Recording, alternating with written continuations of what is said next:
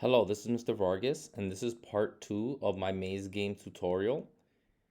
At the end of part 1, you should have had a game where, or not really a game yet, but a project where the character walks left, right, up, and down, and notice that the image changes when he walks in each of those directions.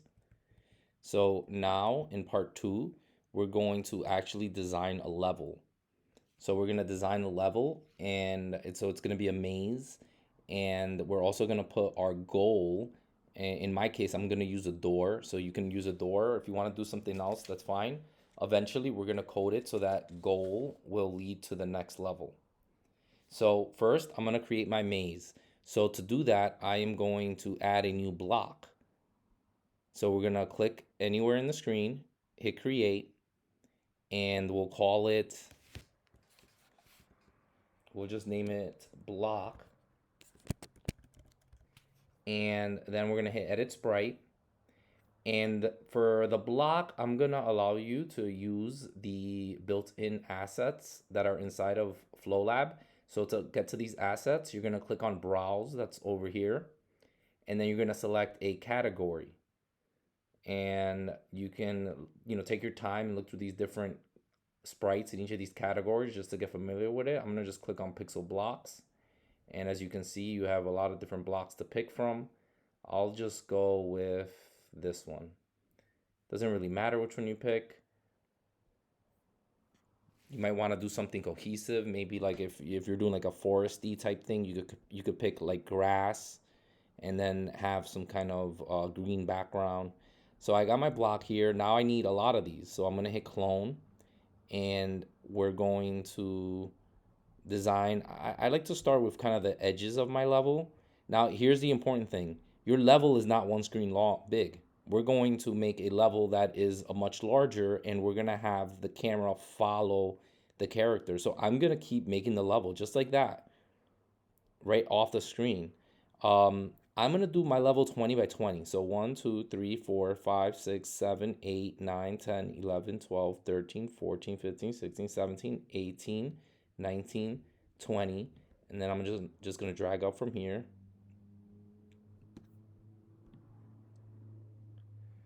All right.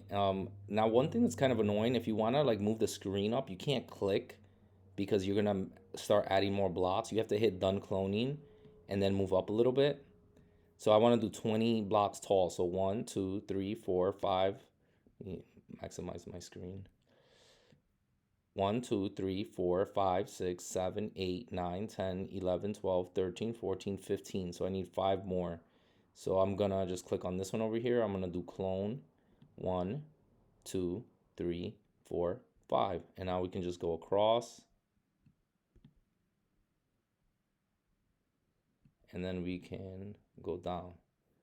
All right, done cloning. I'm gonna move my character. I'm gonna start my character like in the lower left-hand corner.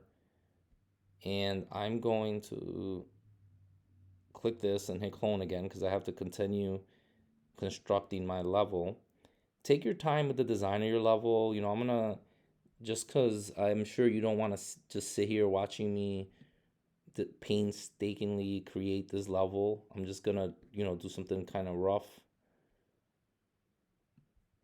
But, you might want to do like different paths in your level. Let me see. Maybe decide where you want to hide your your door. I think I'm gonna put mine's over here. And you could put some dead ends.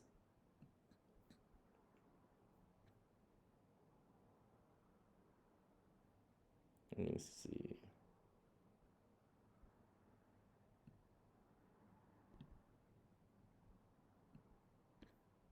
And just take your time with it. Design something you're interested in. If at any point you want to delete a block, you hit done cloning and you just click here and do delete. All right, so I guess I'm good with that. So this is my level. If you test your level now, it doesn't work. Your character will just walk right off the screen. So that takes us to our next step. The next step is to make it so that the camera actually follows the player. So to do that, we're gonna click on the player. We're gonna do edit. We're gonna go to behaviors. We're gonna add a camera, which is under components. And I'm gonna put the camera, I'm gonna just move my screen over so I can, all right, so camera. And for camera, the main settings that you need to concern yourself with is these settings over here. And what these settings will do is they will this is where you decide how big your level actually is, like what are the restrictions of where the camera could go. And these levels correspond, it's kind of hard to see, but there's like a blue line that appears around your character. So I want the blue area to actually fill the entire level. So to do that, I'm going to, sorry, we're going to do top. We're gonna notice I'm hitting minus to go negative, because when you go up, it goes negative. The coordinates in Flowlab on the y-axis are a little bit opposite. So right now, that's what we want. They're opposite of what you're used to in math. So negative allows us to go up. -10 draws the blue box around the entire level that I had designed. Now we want this blue line over here to move over. So we'll do, this time the x coordinate behaves how you would expect it in math. So we just increase the right. And at this point, right here, the entire level is inside of this blue box. And that's all. That's all you got to do. If you test your game now, the camera will follow the character and you're able to walk around the room, walk around the level. All right, now the last step. The last step for today is just to add your door. So you don't have to code it. At this point, we're just adding it. So I mentioned before, I want to have my door over here. We're going to hit create. We're going to call it door. We're going to do edit sprite. And similarly to the blocks, we're going to hit browse, select category, and then you can find a sprite that'll look good, that'll look like a door. Let's check on their blocks. One of these looks fine. And I selected it, so we'll just press OK. Press OK. And now we have our door. Now the door doesn't do anything yet. In the next part, we're going to code it so that when you collide with the door, it takes you to the next level. You know, in order to do that, we need a next level, which is something we don't have at the moment, but we're going to add that. Let's just find the door. And there it is. So after the next part, when I hit this door, I'll be able to just go to the next level. So that's it for part 2 of the tutorial.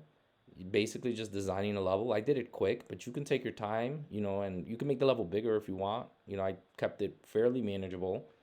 But that's basically it for right now. And the next part, we're gonna add another level. We're gonna add coding for the door.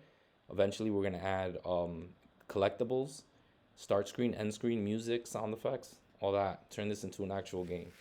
So that's it for today. Thank you.